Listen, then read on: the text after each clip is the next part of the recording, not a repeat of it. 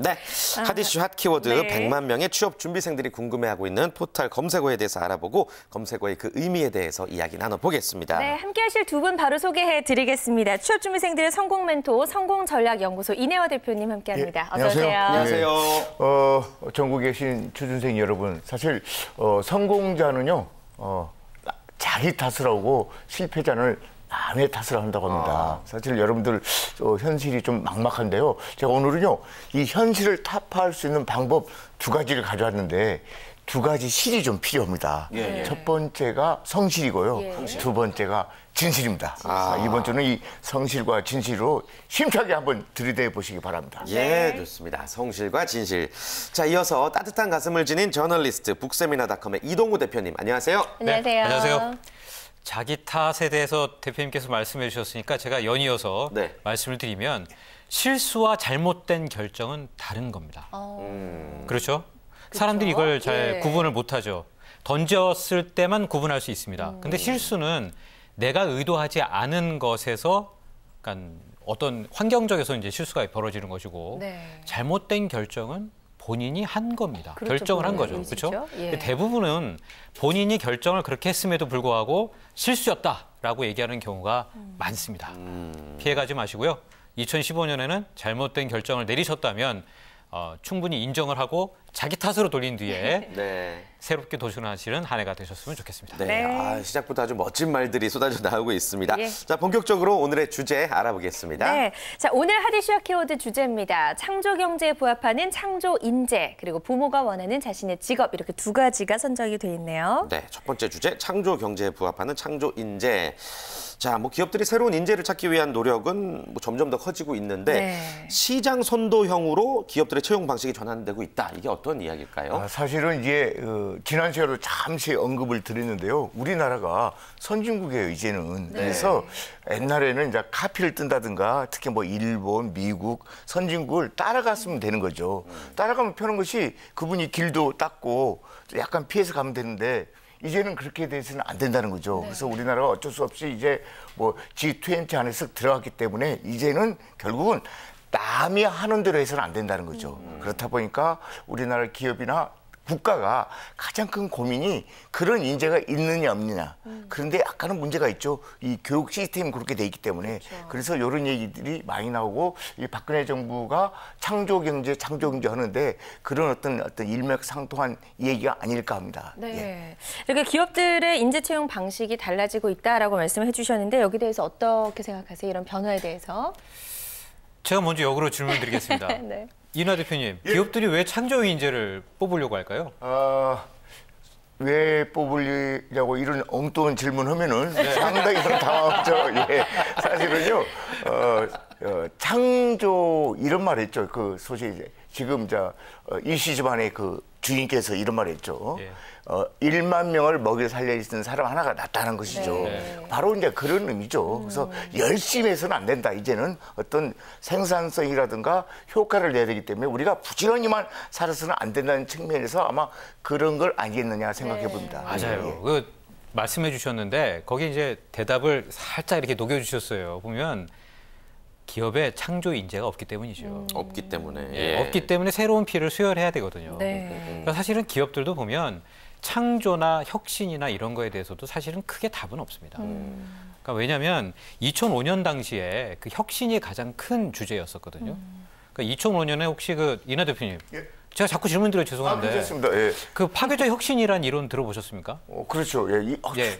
요즘 어떤 기업에서는 혁신을 혁신하라 이런 거 있지 않습니까? 그죠. 예, 예. 그게 이제 크리스텐슨 교수가 얘기했던 그 파괴적 혁신인데 우리나라에서는 이제 성장과 혁신이라는 책으로 나왔었어요. 네. 근데 다시 혁신이라는 코드가 올해부터, 그러니까 지난 연말서부터 다시 들고 일어나기 시작했습니다. 근데 사실은 달라진 게 있어요. 10년 전에는 남을 이기기 위해서 혁신이 필요했고 지금은 살아남기 위해서 혁신이 필요하다. 말하자면 생존을 위해서 생존. 혁신을. 예. 남을 이기고자 하는 게 아니라 이제는 나 스스로가 살기 위해서 혁신이 필요한 거예요. 네. 어쨌든 혁신은 말이 좀 지겹지만 그래서 혁신이라는 단어부터 바꿔야 된다는 얘기도 있는데 네. 어쨌든 기업들은 지금 절실하게 필요한 것이 창조형 인재인 것 같습니다. 네. 그래요. 이나 대표님, 이 창조형 인재가 예. 뭐라고 생각하세요? 좀 정의를 내려보자면. 저는 뭐 굳이 말하자면 영어로 좀 말씀드려 죄송한데 게임 체인저다.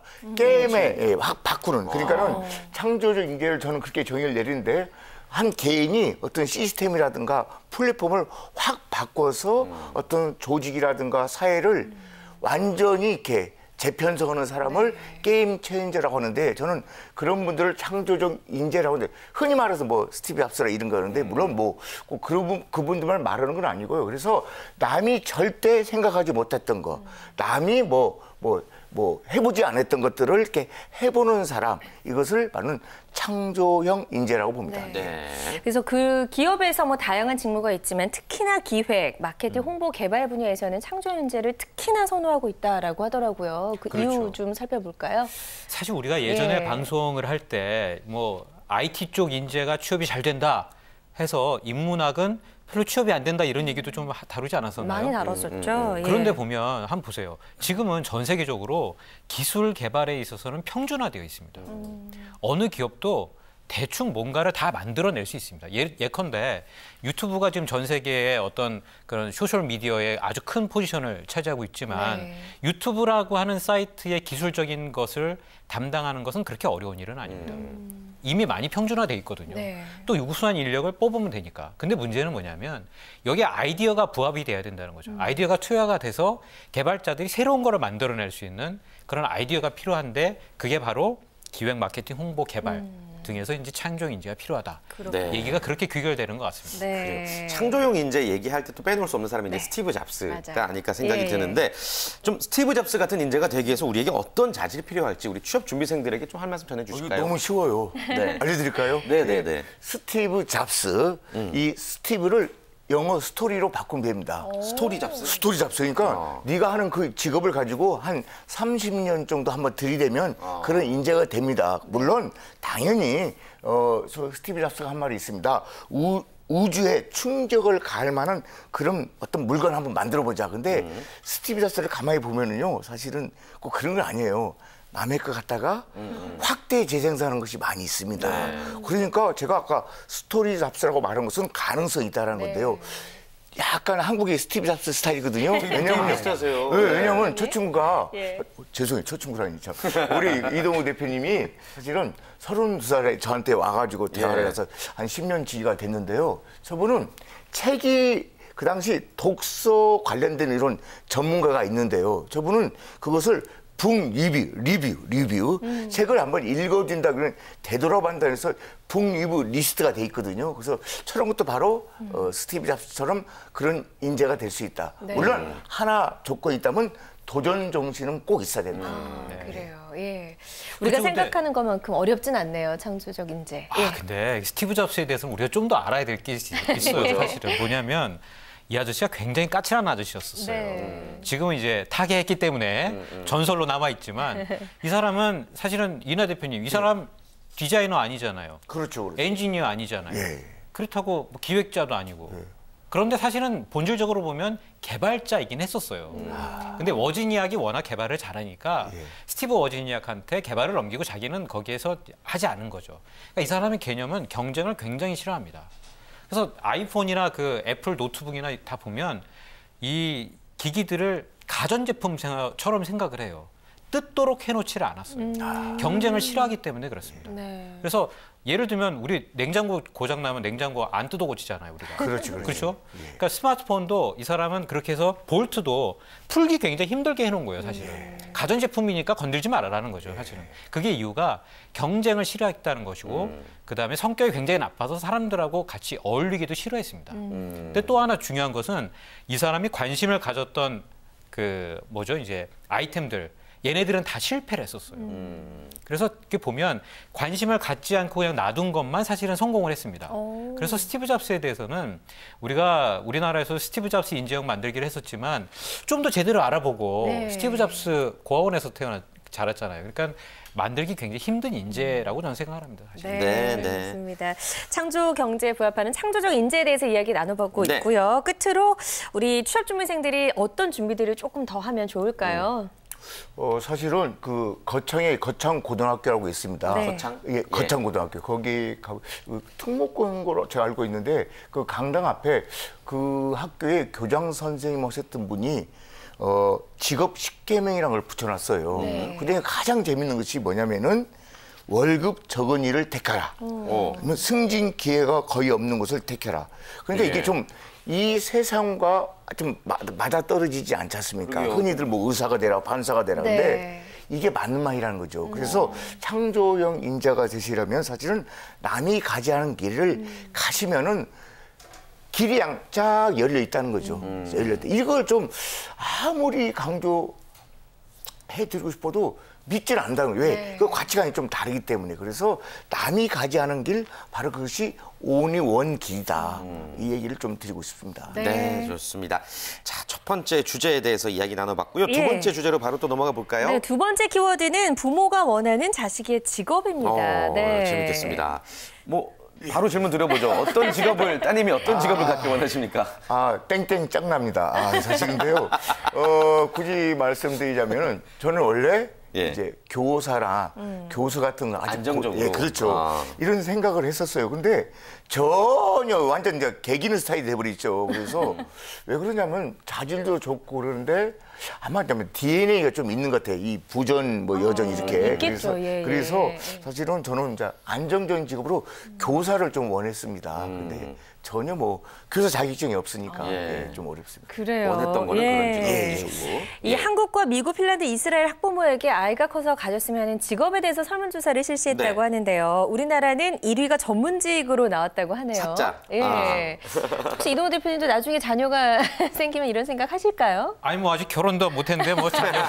자 근데 제가 예. 교사 말씀하셨으니까 제가 이전에 소개팅을 한번 하는데 교사가 앞에 오신 거예요. 네. 교사예요. 그래서 제가 사심이 있었던 건 아니고 교사도 미래에는 아마 없어질 직종 중에 하나다. 또 한참 설교를 했다니까 제가. 성난담에서 그게- 그런 이야기를 하셨어요. 진짜 싫었겠다, 그분은. 이 대표님 안 오더라고요. 그게 아니야.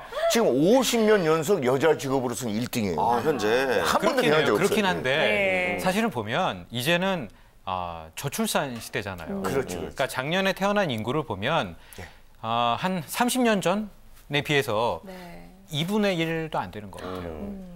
30년 전, 40년 전에 비해서. 저희가 초등학교 예. 때 한 반에 90명이었습니다. 그렇죠. 지금은 한 30명도 채 안 됩니다. 그런데 이제는 학교들이 없어지기 시작할 거예요. 언젠가는 줄어들입니다. 줄어들죠. 없어진다 표현보다는 줄어들겠죠. 그러면 지금 이 교사가 아주 뭐 인기 있는 직종이지만 나중에는 그렇지 않을 수도 있다는 거죠. 예, 그렇다면 앞으로 취준생들에게 어떤 직업을 좀 적극 추천해 주고 싶으세요? 예. 안 없어질 직업. 책 읽어야죠. 책을 읽어라. 책 읽는 직업? 네. 예, 책 읽는 직업. 예. 근데 사실은 전 이런 얘기 덧붙이고 싶어요. 뭐냐면 제가 예전에 한 2008년인가요? 그때 이제 홍해걸 박사 네. 의학 전문. 의학 예, 예, 예, 칼럼니스트잖아요. 그분을 만나뵌 적이 있었어요. 근데 그분하고 이제 미팅을 하고 나중에 어떤 얘기를 했었냐면 본인이 의사 면허가 한 4만 번 정도 된다고 하셨고 그 당시 2008년에 의사 면허가 8만 번 정도 네. 됐습니다. 매년 5천 명씩 늘어납니다. 그런데 이제는 포화 상태가 돼서 굉장히 힘들어질 거다라는 얘기를 했었거든요. 근데 지금 만약에 의대를 들어가면 남자 같은 경우는 10몇 년 걸리지 않나요? 14년에서 15년. 그렇죠. 14년에서 15년 동안에 의사 면허는 어마어마하게 늘겠죠. 그렇죠. 그때 가서 병원이 개업을 한다고 장사가 잘 될까요? 아마 에볼라 바이러스 치료하겠다고 이렇게 외국으로 나가는 그런 의사 정신이 투철하신 분들만 아마 의사직으로 명예롭게 사실 수 있지 않을까라는 저는 생각을 좀 하거든요. 그래요. 예, 아무튼 좀 우리가 갖고 있는 생각이 다 맞는 게 아닌 것 같다. 뭐 이런 생각이 드네요. 지금은 예. 맞을 수 있지만 앞으로. 미래에 한 10년, 20년 후에는 그게 아닐 수도 있다는 걸 좀 생각을 예, 해봤으면 좋겠습니다. 좋습니다. 예. 아무튼 아까 설문조사 얘기로 다시 돌아가 봐서 네네. 아이가 커서 가졌으면 하는 직업이 이제 1위가 의사나 법조인 같은 전문직이었고 네. 2위가 교사, 3위가 연구원, 4위가 이제 공무원입니다. 예. 이게 결과적으로 이제 좀 쭉 갈 수 있는 그런 거를 원하는 거네요. 말하자면 뭐 속된 말로 안전빵 직업. 그러니까요. 예, 근데 이것은 정말 잘못됐고요. 방금 예. 이동호 대표님 말씀하신 대로 직업을 구할 때는요. 30이라는 숫자를 꼭 염두에 두셔야 됩니다. 30? 예, 그러면 지금 25살 정도 되는 대학생이 30은 55세거든요. 그때 이제 좀 인기 있는 직종을 구해야 되는데 사실은 이렇게 하면 안 되는 거죠. 그렇죠. 예, 네. 그래서 사실 그 아까도 말씀드린 그 의사 쪽도 보도 로봇이 많이 대체를 하기 네. 때문에 변호사도 로봇이 대체하고 그렇습니다. 있어요. 그래서 예. 요 대목은 사실은 뭐 아무리 안정성 기준을 하겠지만 부모님들이 특히 또 자신들이 이 부분은 좀 결단을 하셔야 된다. 특히 우리 김현심님 그 우리 자녀분, 딸. 잘 생각하셔야 돼요. 아직 16개월밖에 안 됐는데. 괜히 뭐 아니 아나운서를 시킨다든가 요즘 잘 나가니까 그러시면 안 돼. 지금 그때 되면 아나운서가 싹 좋지 않다는 거죠. 그러니까요. 아, 좀 어떻게 맞아요. 제 딸 걱정 전에 저부터 좀 어떻게 앞으로 걱정이 되는데 이게 재밌는 게요. 예. 미국에서는 똑같은 설문조사를 했는데 네. 1위가 네. 그 아이가 원하는 직업이래요. 완전 네. 다르게 나왔어요. 예, 그러니까 그렇죠. 우리랑은 완전히 다른 거고 이게 맞는 거 아닌가요, 사실? 맞습니다. 예. 예. 그거는 프랑스에서도 마찬가지예요. 그 소르본 대학교에서도 그 직업 선물 조사를 했어요. 대학생들한테. 네. 그랬더니 다 같이 이야기하는 직업들이 전부 다 이렇게 좀 우리 기준으로 볼 때는 좀 낮은 직업들인 거예요. 뭐 청소부도 있고, 그다음에 뭐 여행 기획사도 있고, 뭐 이런 식이에요. 뭐 거기에는 전문직이 등장하지 않습니다. 네. 그래서 결론적으로 보면 우리가 좋아하는 일을 해야 된다는 거죠. 로봇이 대체하든 말든 내가 좋아하는 일은 로봇보다 잘할 수 있거든, 사실. 맞아요. 예. 이번 설문조사 보시면서 이내화 대표님도 조금 생각이 바뀌셨을 예, 수도 예, 있을 것 같다는 그럼요. 생각이 예, 예, 드는데요. 예, 예. 아무래도 이제 부모님들은 좀 자식의 직업에 대해서 초연한 자세를 가져야 될 것 같다는 생각이 드네요. 사실은 제 경우가 저희 아버님 지금 살아계신데 감사하죠. 그냥 오수고 이렇게 망나니로 살았는데도 간섭을 안 했습니다. 네. 네 길 가라. 네. 그분은 뭐 대단한 직업이 아니라 교사였었습니다. 그런데 지금 와서 보니까 나름 고맙게 생각하고요. 제가 이제 TV를 보다 보니까 탤런트 김원희 씨가 옛날 어렸을 때 얘기했는데 아버님이 돈타치. 이게 전혀 상관하지 않았답니다. 그래서 뭐 탤런트 김원희 씨 하면 또 유명세를 타셨다. 특히 또 가수 또 이효리 씨도 그렇게 아버님이 간섭을 하지 않는다. 네 길 가라. 이런 측면에서 저도 많이 변했죠. 그래서 요즘은 뭐 우리 딸한테 이래라 저래라 말 안 합니다. 예. 정말입니다. 말 안 합니다. 네. 네 길 알아서 가라. 예. 네. 좋습니다. 관심을 끄는 것도 어떻게 보면 맞아요. 또 아이들을 위한 일인 것 같습니다. 네. 자, 하디슈와 키워드 오늘 두 가지 아주 재밌는 주제로 이야기 나눠봤습니다. 두 분께 인사드릴게요. 고맙습니다. 고맙습니다. 네, 감사합니다. 고맙습니다.